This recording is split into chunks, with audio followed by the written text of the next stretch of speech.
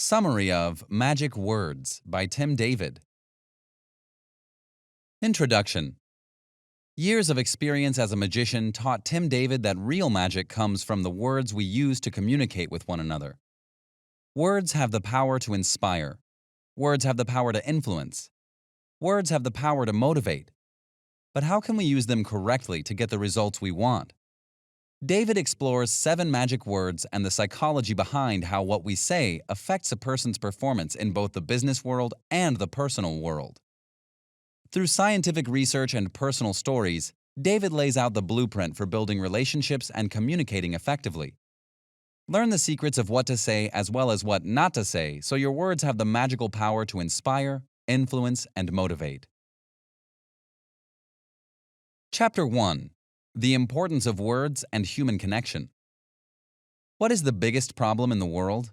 Not getting people to do stuff.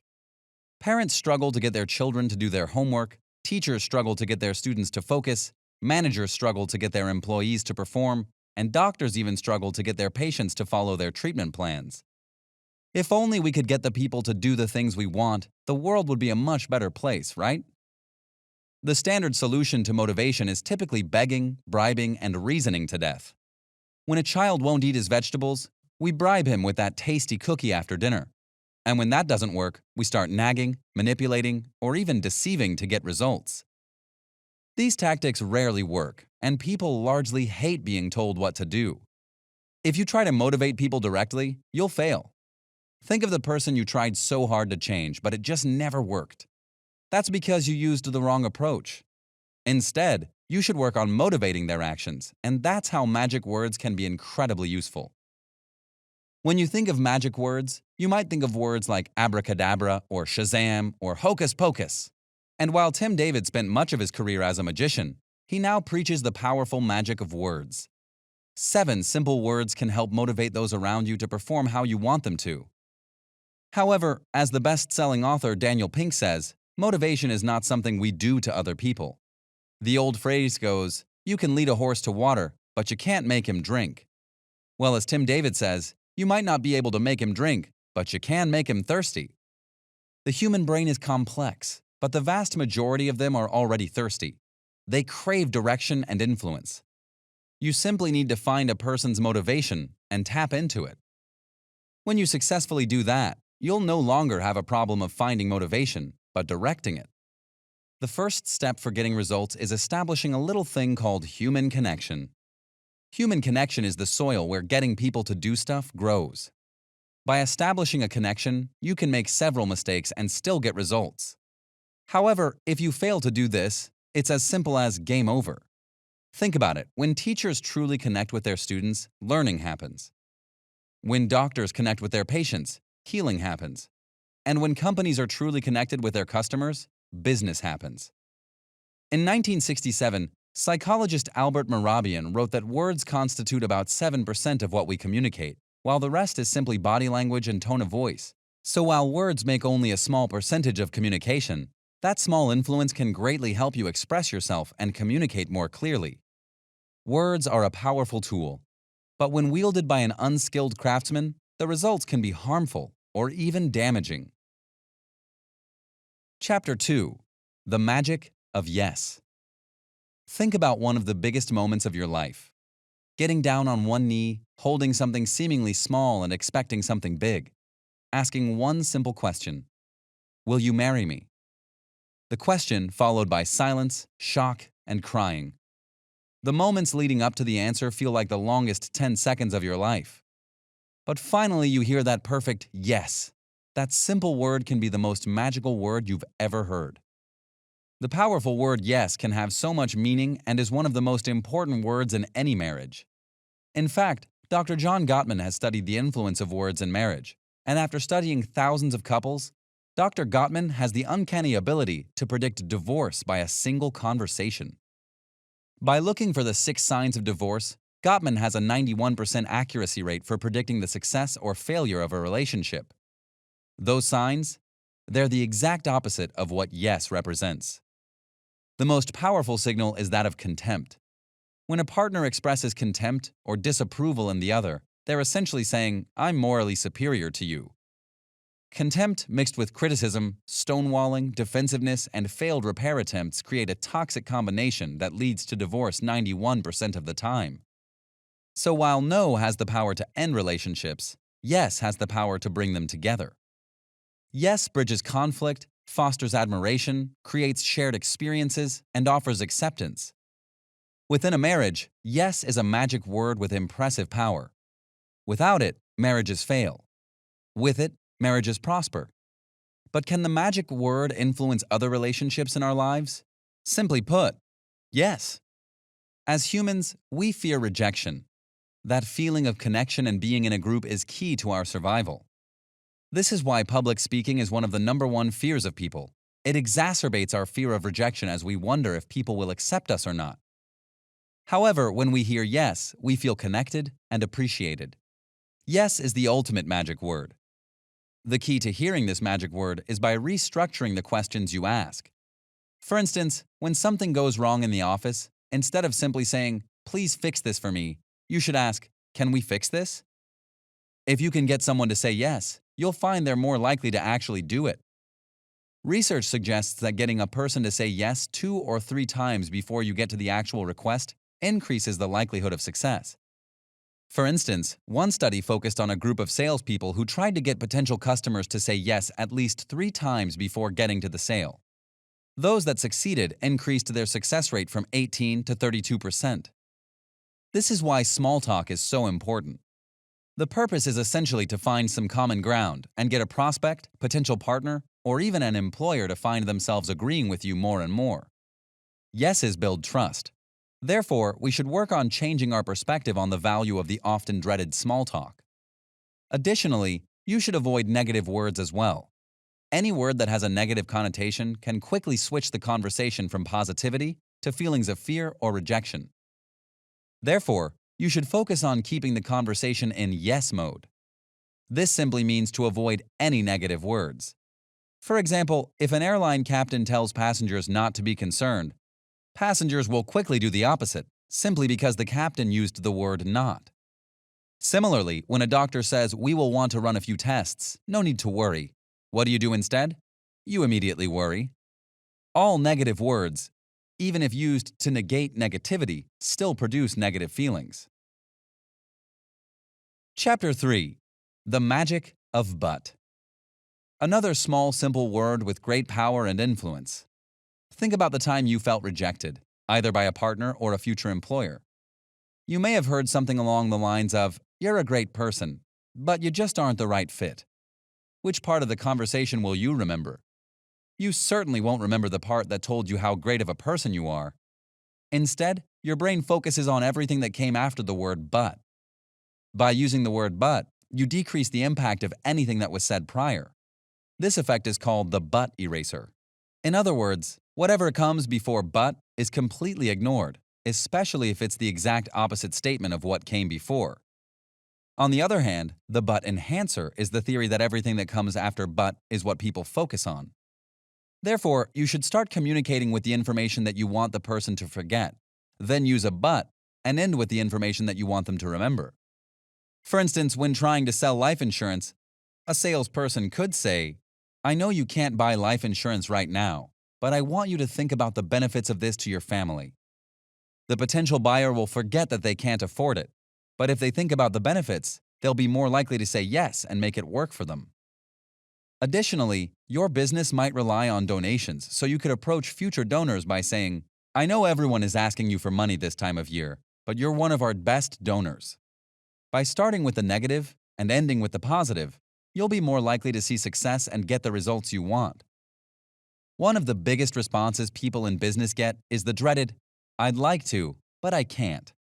They'd like to buy from you and help you out in some way, but they can't. So how can you combat this? You can use the technique but reversal. Repeat back what the person said, but with a small adjustment. For example, you could say, "You can't, but you'd love to." This reversal focuses on the positive part of the interaction, and while it may not garner more successful results, it will at least change the person's feelings about the interaction. Another technique you can use is to replace but with and. This technique is called and linking. So, for example, Let's say you work for a gym and a person comes in to discuss joining. Your job is to get that person to commit to joining. And perhaps you want to convince them to choose a longer commitment or a higher monthly rate. How can you use and linking to your advantage? Instead of simply discussing numbers and showing them the different packages, you could say, "Let me show you around our gym, and then we can look at some numbers." This usually leads to a yes from the potential buyer. And remember, the more yeses you get, the more likely you'll see success. Chapter 4. The Magic of Because. As humans, we attempt to put meaning behind everything. We crave information and we like to know why we need to do something. We're far more likely to act if someone gives us a reason to, right? If your partner asks you to do a simple chore of taking the trash out, you might instinctively ask, why? Your partner might say, because we cooked fish tonight, and by tomorrow morning the scraps of fish in the trash will be incredibly unpleasant. Because you have a reason, you'll be more likely to do this simple chore. A Harvard professor once tested this theory and the power of because by simply cutting the line at the photocopy machine in her office. First, she tried to cut the line without explaining her rudeness. She was successful 60% of the time. The next time, she decided to use the word because to give a reason, but a completely illogical one like, because I have to make some copies. Despite the irrational reason, her success rate jumped to 93%. Because is a magic word that can influence motivation in others, but there are certainly many techniques to using the word because to your advantage. The first is the advanced because technique, or ABT, in which you get people to say because to themselves. While this technique is called advanced, it's actually quite simple. By asking why over and over again, you can tap into the other person's becauses. Going back to the person who works at the gym, that employee might divulge in some small talk with their potential buyer when giving a tour of the gym. This is a great place to use ABT by asking questions like, why do you want to join the gym? Or, why is exercise important to you? This forces the person to tap into their reasoning for wanting to purchase a gym membership. Another example would be a company that has recently struggled with employees meeting deadlines. Instead of simply scolding employees and telling them why they think they aren't performing well, you should ask, why do you think you're having a problem meeting the deadlines? This forces the employees to search for their own becauses. People are far more likely to change and meet expectations if they come up with the idea themselves. For instance, the square suggestion technique suggests that if you tell a person to think of a shape right now, such as a square, a circle, or whatever, then the person will more likely think of any shape except a square or a circle. Simply put, people want to be immune to suggestions. They want to think of their own ideas and feel like their thoughts are their own. Chapter 5. The Magic of Using People's Names and the Word if. Why is it that when you're in a noisy room you can pick out the sound of your name just like that? You could hardly hear the person next to you, and suddenly your attention was elsewhere. That's because we're biologically programmed to pay attention to the sound of our names. Using a person's name is an important magic word that can help you build trust and a connection with others. People place importance on their names, and for good reason. Names are a part of our identity, and so people feel highly valued when they hear their name or even a word that is similar. This is called the name-letter effect, where people tend to prefer the letters in their name over any other letter in the alphabet. For instance, research proves that people named Kathy prefer Coke to Pepsi, and people named Peter prefer Pepsi. Additionally, the number of women named Georgia is 88% higher in Georgia than it is in any other state. If this doesn't prove the power of names, I don't know what else does. Using names is powerful, so it's important to use them wisely. First, people often leave jobs when they feel underappreciated or not valued. It's important to see your employees as people and not numbers. To help with this, learn names quickly and identify introverts. Call on introverts by name to get their input. Perhaps send them a direct email instead of asking their opinion in front of their peers. It's important to work with people one-on-one at times to make them feel appreciated and valued. Additionally, you can use names to diffuse an escalating situation. If a person begins to go off the rails, you can bring them back down to earth simply by saying their name. It will both calm them as well as bring their attention back to you. So remember names. Listen to it once and say it back twice. Make active visual aids to remind you. Tim David argues, for all the value that using someone's name brings to the table, you can really blow it big time by forgetting their name. The next magic word, if, forces people to think hypothetically and has many powerful abilities to help foster motivation and engagement. One of the powers of if is that it has the power to combat reverse psychology. As mentioned in The Magic of Because, people are more likely to make a decision that is their own. People don't want to be influenced. This can be further proven with the magic of if, when Matthew T. Crawford and his colleagues once asked participants to gamble on one of two equally skilled football teams.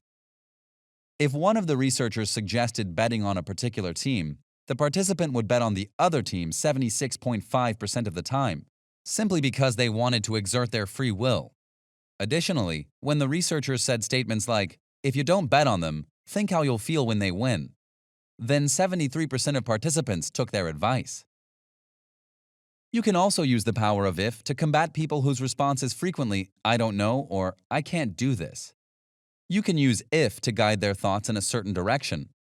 When someone tells you, "I don't know," you can simply respond with, "What would you say if you did know?" This forces them to direct their thoughts to what they do know, which will likely lead them to the answer you're seeking. Additionally, when a person says, "I can't," you shouldn't simply just respond with, "Yes, you can." This response negates the person's feelings. Instead, you should say something like, "I know you feel like you can't, but what would happen if you did?" Start by agreeing with them, use the but eraser, and finally use the magic word if to redirect their thoughts.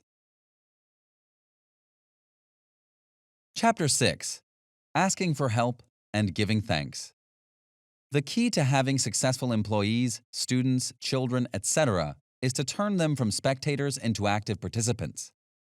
For instance, when you go to a comedy show and the comedian asks for participation, they're no longer spectators, but active participants in which the comedian guides them through the experience. Your role as a manager, teacher, parent, etc. should be similar. So how can you do this? Ask for genuine help. As a manager, asking for help has a different name. It's called delegating, and there's a right and a wrong way to delegate tasks. For instance, if someone asks for a task, let them take it. Even if they're a newbie, they'll appreciate the challenge and the opportunity. Your job is to foster engagement, so giving tasks to those who ask is important. Additionally, you should resist the urge to fix or correct their methodologies. Remember that a task can only have one owner, so when you jump in to correct, you've taken back ownership. In doing so, you've ruined your relationship with that person. Think about which is more important, the task or the relationship. In some scenarios, the task is certainly more important when stepping in to fix and correct. For instance, a driver's ed teacher might need to intervene to correct the driving of a teenager, or a nurse might need to intervene to correct the dosage of a patient. Both could have dire consequences if done incorrectly. So before you intervene, think about the consequences and determine which is more important. The last magic word is thanks. Thanks is important to the success of any business. They need to thank all those involved, from the employees to the customers. Customers who feel valued are more likely to return, and employees who feel appreciated are more likely to stay. After a project, an employee should feel both accomplished and proud of what they've done, and part of that is receiving praise from their boss. Keep your employees happy by showing appreciation for what they do. This can come in more ways than simply saying thanks. Perhaps start by smiling more often. Even showing up on time shows that you value your employees' time. Create a thanks culture where everyone is recognized. Remember, your business wouldn't exist without them. Final summary. Your body language and your tone of voice can indeed say a lot about how you feel and communicate. However, we shouldn't discredit the magic of our words. Words are powerful. They have the power to motivate and influence others, but they also have the power to tear someone down. When used correctly, our words can create a culture of positivity and build a human connection unlike any other. Communication is key in building a strong connection, and the 7 magic words can help you make that connection even stronger. Elicit yes while avoiding no. Redirect a person's attention with but. Motivate with because and if. And finally, show your appreciation with help and thanks.